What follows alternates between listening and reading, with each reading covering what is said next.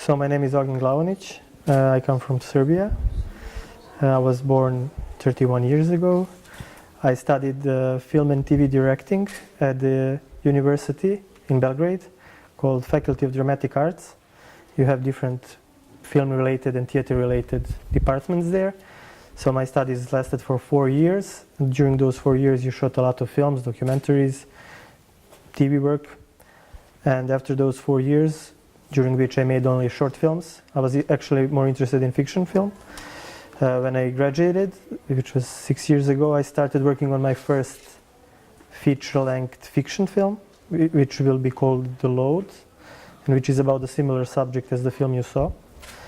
And during these 6 years, I'm still trying to produce it. And as I didn't want to be only involved in producing and financing and these bureaucratical things, I also made 2 documentaries that were shot with no budget or almost no budget. So the first film I made, which is called Janvier Makes a Punk Festival, about my friend who is organizing his music festivals in a small village in Serbia, is a film about enthusiasm, and actually enthusiasm when all of your other resources are zero. So when nobody's getting you money, what do? You can do nothing and complain, or you can do something out of nothing. So that film was about that. It's a different subject than this. We made it with no money. It was made by a group of friends. We shot it in 4 days. And it premiered in 2004 at the festival Cinema du Réel in Paris. It had a really good life. Like for 2 years it was around 50 festivals. And during that time I was also producing my fiction film, and during that time I also got an idea to make Debt 2. So this idea came from researching about the crime for the fiction film. I was getting so much information and stories that I just couldn't include in the storyline for the Load, and those stories and details began having their own voice, so to say. So I started seeing the future film, which is like no faces, only landscapes and only voices of the people. So that was the idea. It started in 2014. We shot in the beginning of 2015, then edited for 11 months.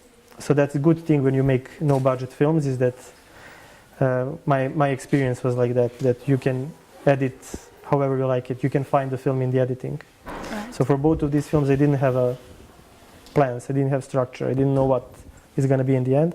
But I had great editors, great crews, who were ready to work with me for a year or year and a half to find the film in the editing. So first film, Janvier Makes a Punk Festival, I edited for a year and a half, and this film I edited for 11 months. Good. And it's also a good thing that when you don't have a distributor or a producer behind you telling you, oh, you have to finish, it's time to apply for festivals, it's time.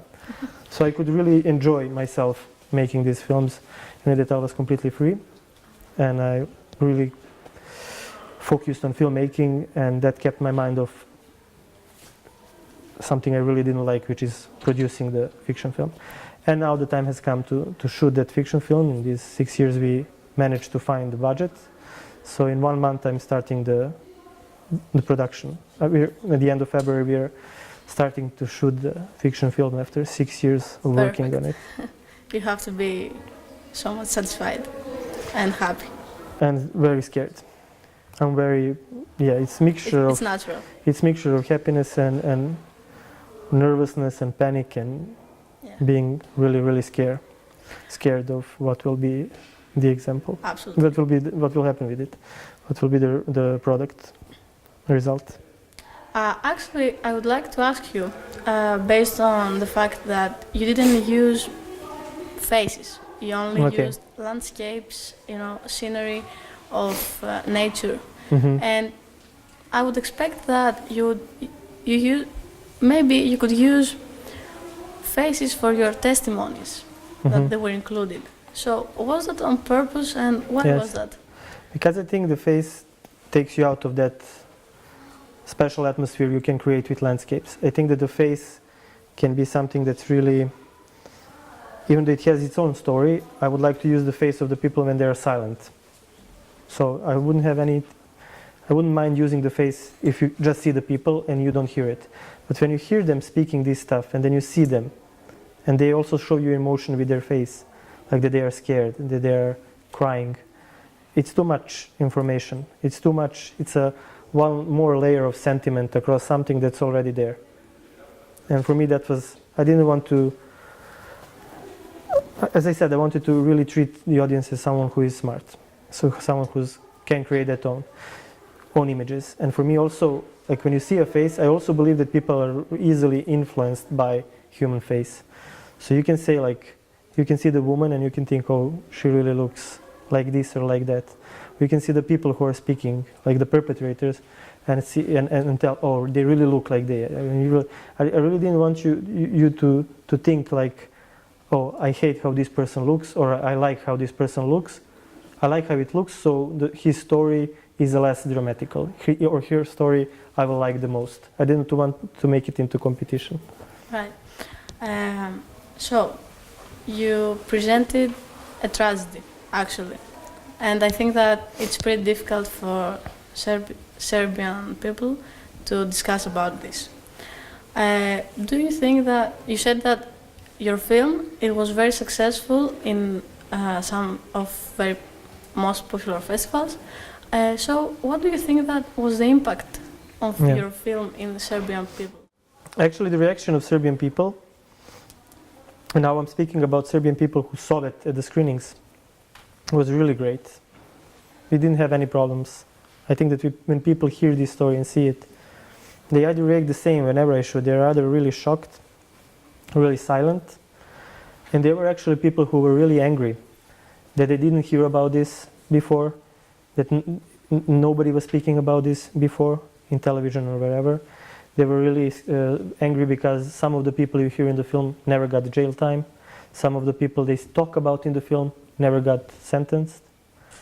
So they really started, I think they really reacted in a way I was hoping to react, which is like to be more reflective and more critical about those people who basically hijacked the whole idea of a nation. And the biggest problem is when you speak about things, people connected, oh, you're speaking bad things about your nation. No, I'm speaking bad things about 200 people who were involved in the crime because I'm asking for their responsibility. It's not the responsibility of the nation. It's one regime. It's people with names and surnames. So I'm speaking about them. And the biggest problem is that the common people is still being fooled into thinking that, oh, this film is anti-Serb, this film is against us. It's not. It's not against anyone. But it is about the responsibility of the ones who did this stuff. And of course, there is also responsibility when you learn about the truth to speak about it. So when I learned about this, I wanted to speak about it. If you learn the truth and you didn't have anything to do with this crime, but you choose to stay silent, choose to not know anything about it, then it's your big responsibility. And you took also part of this, about not speaking and about burying these stories again. So, do you think that your next projects will be based also in historical events? Well, no, I have a lot of ideas for the new films. So I think that the next two are going to be pretty different. So one will be one like love story, and the other will be about some heavy metal band living at a village in Serbia and like how they live there, which is basically based on my own experience of living in a small town and being in a black metal band. From all of this that I heard earlier while you were talking, I think that how difficult or how easy is for you to make art in a country like Serbia? I think to make art everywhere is difficult. I don't believe that I have it more difficult than any, let's say, someone in Spain or in France. I think everywhere is difficult. If you want to make films, you will find the way to make films. If you want to make art, you will find a way to make art. If you don't do it, you're the one responsible. I really believe in taking the responsibility for what you do and what you don't do. So, I don't know, maybe it's easier here when the system is, like the system of financing is, how to say, there are rules that are being respected. So even though you sometimes have rules in my country, they're not always being respected. Maybe that's the problem. But it's not a problem of creation, it's a problem of production. And I think that the production and creation are in conflict. And that's the biggest conflict, like creation and production. It's two different things. How did you do to shoot facts from which it remains no picture? And did you want to shoot in some way the ghost of this fact? So what I wanted to show is that you have places where crimes happened and you have no monuments at them. So there is no signs that anything happened there. I was hoping that when I come to those places to shoot, I will catch something that maybe an eye cannot see, but it can stay in camera. And it can be heightened when you juxtapose it with the sounds of testimonies and the sounds of nature.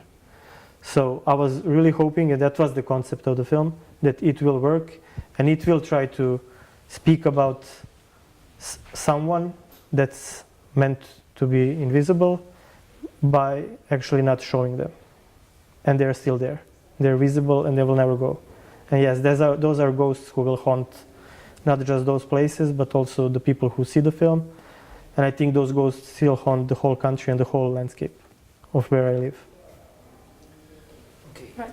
Thank you. Thank you very much.